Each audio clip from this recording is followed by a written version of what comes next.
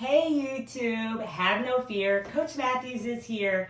Ask and you shall receive. So you guys have requested for me to go over what your driver's test is actually going to look like. Now guys, this is going to look different depending on what state you live in. So I'm going to go over the common things and then I'll throw in some things that those of you guys in some other states may have to do. So when you go take your test, nothing to really stress about, guys. I know that it's going to be different with an officer in the car with you, but really they're just there to make sure you know what you're supposed to do behind the wheel. The test itself should take only about 20 to 30 minutes at most, depending on how far it's going to take you to get to your neighborhood and what that traffic looks like. So it's not hours upon hours, it's just 20 to 30 minutes. They're going to test you over the things that I'm going to discuss today and bring you right back. They don't want to keep you out there any longer than they have to. So when you go take your test, make sure that you are the one who actually drives to take your test. This way you can get all of those nerves out, all of maybe those mistakes, or the individual who takes you can say, oh, you took that turn a little wide or slow or whatnot, and you can fix those things before you actually go test. You don't want it to be when you get behind the wheel with the officer that you make these mistakes. So once you get to the DMV, where you're taking your test, you will go in, you'll check in, and then an officer will come out with you to your car. Now, whoever brings you to the DMV is not going to be able to be in the car with you. It's just going to be you and that officer. Okay, things are a little bit different at DMVs now with COVID. So this is what I have seen in the state of Missouri. And this has been pretty much across the board that I've seen this. So they'll come out, and what they're going to start with are your starting checks. This is to make sure that you know where certain parts of your car are. So they'll start outside the car. They'll ask you to get inside the car and either roll down your window or open your door. In Missouri right now with the horrible weather, they are just having you roll down the window. Now, also be cautious now with COVID. If it's a little bit chilly, I think 50 is a temperature, they're going to make you keep those windows down to keep the air circulating. So keep that in mind. You might not want to go in shorts or t-shirt depending on where you're at. Okay, so once you get there, officer will come out, ask you to get in the car, either keep your door open or roll your window down so you can hear their commands that they're going to give you. These starting checks are just to make sure that you know parts of your car and how they work and how to get them on and off. So these starting checks are going to be your right and your left signal. They're also going to ask you for your windshield wipers, your regular beam lights, your high beam lights, your hazard lights, your brake. They're going to ask you to push on to make sure those brake lights work, and they'll have you honk your horn. They'll have you put those hazards on. And then this, after they test those to make sure your lights are properly working, then they'll either come to the side of the car where you're at on the driver's side, or they'll get in the car. That's where every officer is a little bit different to finish up the rest of the starting checks. So if they get in the car, side of the car, whatever the case may be, they're going to finish these up. So then they're going to ask you to turn on your front and rear defrost. They're going to ask you to turn on your emergency brake or show them where it is, and then turn it off. And those are things that you're going to have to know. That's it. And then they will say, okay, we're ready to go. Now, some of you guys are going to say, this is not what I was taught. And so, guys, things that I tell you are just things that I've actually picked up from the highway patrol and the police officers that actually give the test. So I'm just passing on information that I've heard. So remember, just because they can take points doesn't mean that they're going to take points every time. So they may not. Some of you guys may have taken tests or had friends that took tests and they didn't lose points for this. But you want to save points wherever you can. So when they get in the car and say, okay, we're ready to go. Now your seatbelt is off at this time. They actually want to see you measure up to the steering wheel to show them that you know that that's what you're supposed to do. Now, when you have your own car, you're not going to have to do this every day. But if you're sharing the car with somebody, you don't want to get out on the road and figure out that your foot can't properly reach the gas or the brake. So how you measure up is the top of your wrist are going to be on the steering wheel, both of them, and your fingertips just want to hit that dashboard. You shouldn't be right on top of it, and the wheel shouldn't be super far away from you. That's going to give you good distance, and then you can take your right foot from right to left to your gas to your brake. Left foot is going to be out of the equation unless you are driving a stick shift. And that's the only time, and I would assume that a lot of you guys are not going to be testing in a stick shift. So once you do that, then they want to see you check your mirrors. Yes, they want to actually see you check this. Now remember guys, you have already drove to the DMV, so your mirror should already be set. So your rear view mirror, you just want to touch the rear view mirror. That's all you have to do. You don't actually have to move it. Now, when you set this, you want to see the entire back window of your car. That's going to give you the angle you want to make sure you can see your surroundings. Then they want to see you check your side view mirrors. So your side view mirrors, you should see halfway to the lower left or lower right hand corner, you should see the back handle of the passenger and driver's side back doors down the side of the car. That's going to give you an angle that's a little bit different than your rear view mirror. I know a lot of you guys are going to want to use just that rear view mirror, and you guys really need to use those side view mirrors so they know that you know what's going around you and you know what other cars are doing. So rear view mirror, just touch it, and then your side view mirrors, again, you drove to the DMV, so you're just gonna look at each, maybe put your hand over to the left on your door to act like you're adjusting them, but you're just telling them, yes, I know that this is what I'm supposed to check. So then when you come out of the DMV, you guys have to be careful in the DMV parking lot. A lot of the DMVs are in like little strip malls. So the traffic may be a little bit busier. The portion of the DMV where people renew their tags and stuff, those people want to get in and out. So those individuals you really have to worry about because they could care less about you testing. So do not blow it in the parking lot because you're not paying attention or you take it for granted that nobody's gonna hurt you or hit you or do anything to mess up your test, because that's not the truth. Okay, so then the things that they're gonna test you on, again, your test is gonna be super short. Here in Missouri and most states, I have to do my research, but they do not take you out on the highway. So don't freak out about that. You're not going to go out on the highway. You may be on a busier street, maximum probably 45 miles, 45 miles, just to get you to the neighborhood to test your actual skills. So if you're trying to figure out where they're testing you at, just go to a good neighborhood around the DMV area, and that's where you're going to test because they're not going to take you too far out. Okay, so what they're going to do, if you look at my board, these are the things they're going to test you over. They're going to test you on right and left-hand turns. They want to see these turns from a stopped position and from a rolling stop or a yield position to make sure that you know when you have to come to a complete stop and when you do not. Make sure when you come to a complete stop, you go all the way to the curb unless there's a white line. If there's a white line, you stop before you get to the white line. The stop sign has nothing to do with where you're going to stop. The stop sign is just telling you what you're going to do when you get to that intersection. So that is a big deal, guys, and they will take 5 points if you do not stop in the right spot or you do not come to a complete stop when there's a stop sign.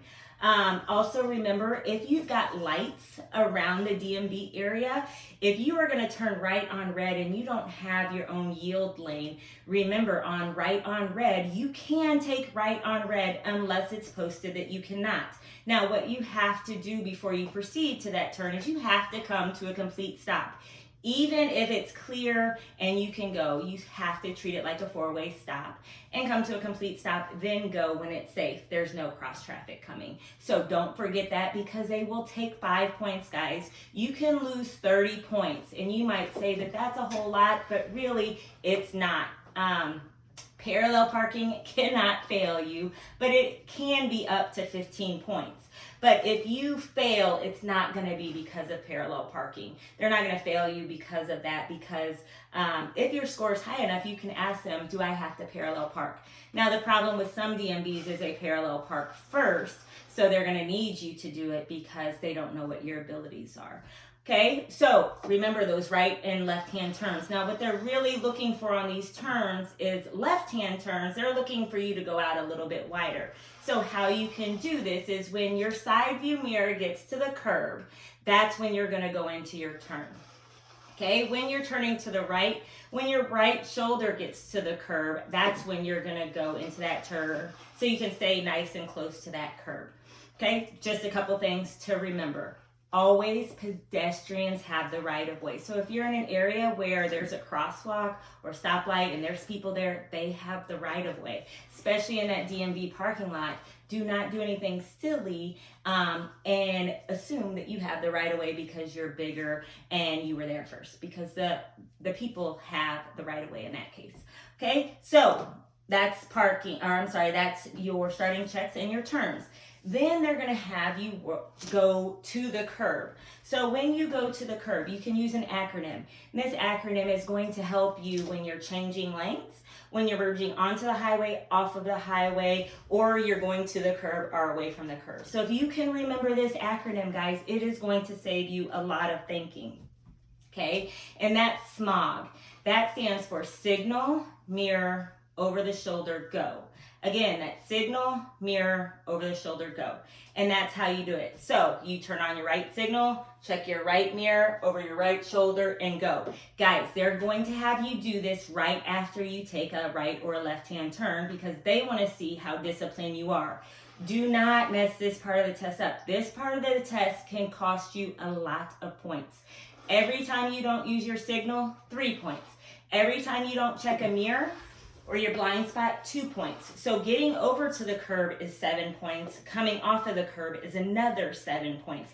That's half of your points, guys, and you haven't even done anything.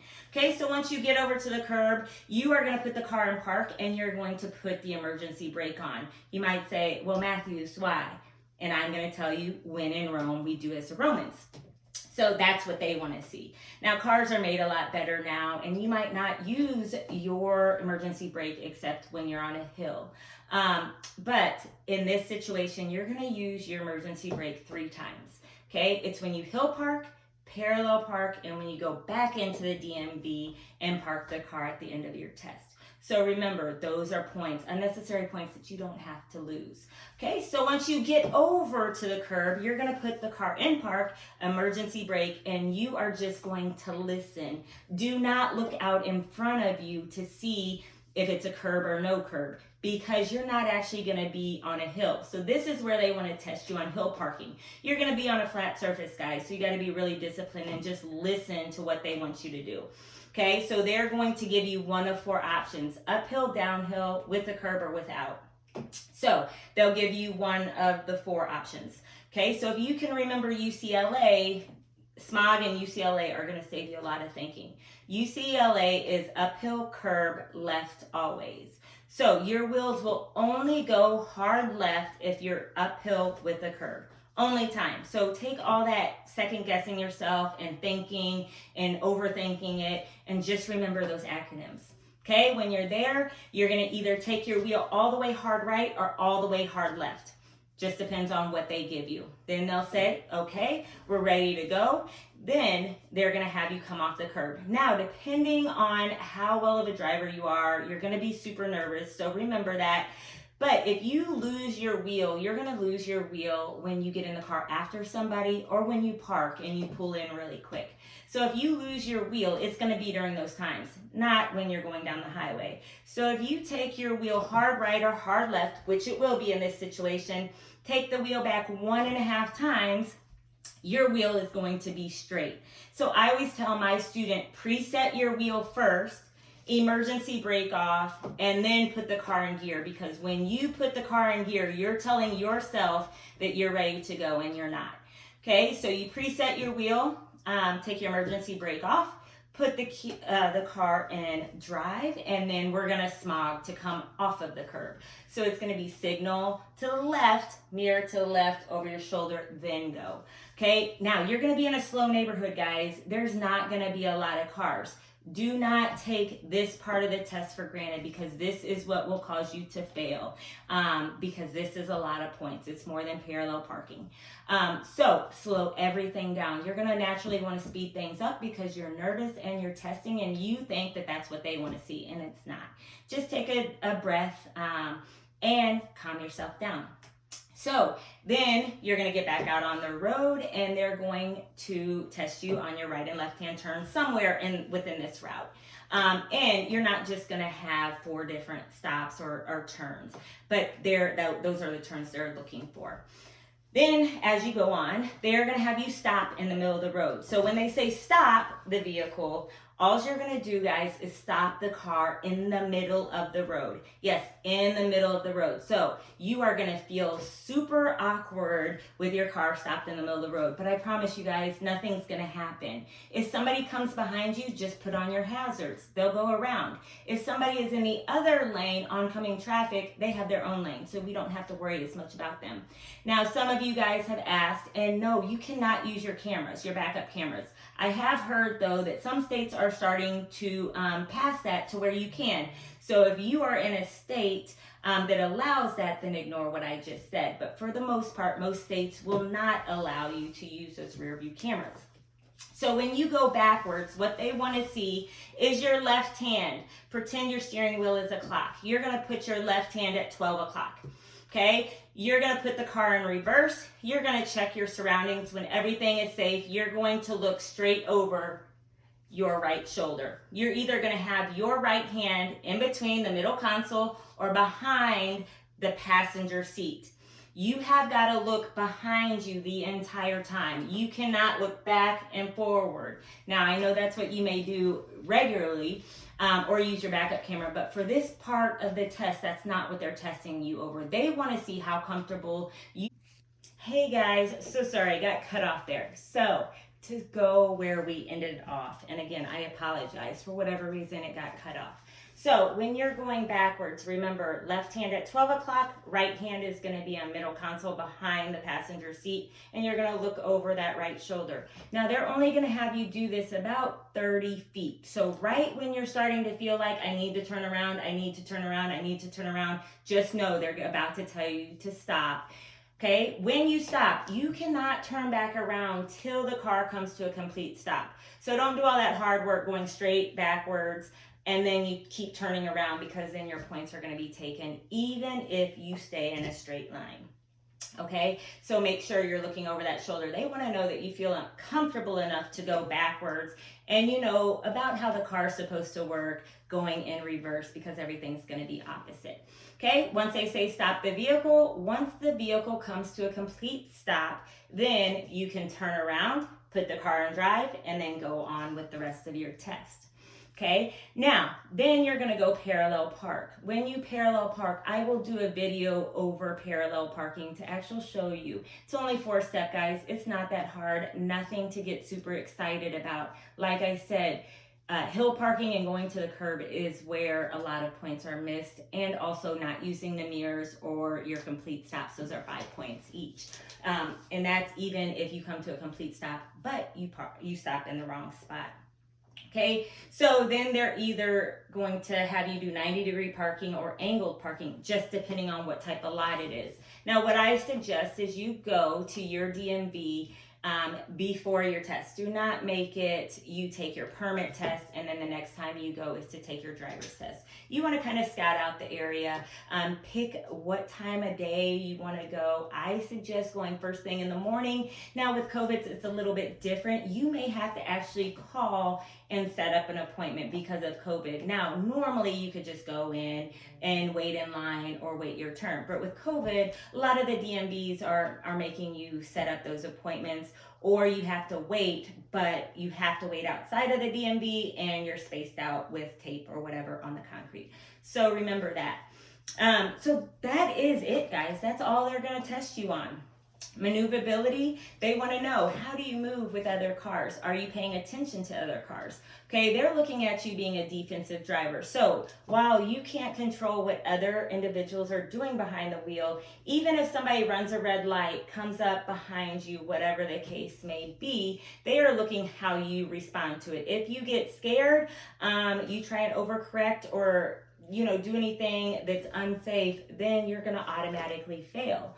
Okay, because if you're a danger to yourself or somebody else, you'll automatically fail. If you hit something or someone, you will fail automatically. And if you run a stop sign or a stop light, you will automatically fail, and they will take you right back to the DMV. So those are the things that you automatically fail for. So couple things to remember. Your mirrors are a big deal. That rear view mirror, you want to check that every 10 seconds or every time your foot goes onto the brake. You want to be a nosy driver. Guys, I would love to be able to tell you could only get hit head on. I would love to be able to tell you that, but that's not the case. You can get hit 360 around that car. So you have to know who is around you, when they get off an exit, that kind of thing. And this gets easier, but you really have to talk to yourself at first to make yourself. If you're not good with mirrors, get yourself out on the highway. That's the best way to learn to use your mirrors, because you're going to feel like a sitting duck. And then when you come off the highway, you're going to notice that checking those mirrors is not quite as hard. So again, guys, your test should not be anything you get super nervous about. If you're a good driver, own it and show them that you deserve your license. They know that you're going to be nervous, but just remember, slow everything down and do what you do best, and that's to be the best, safest driver possible.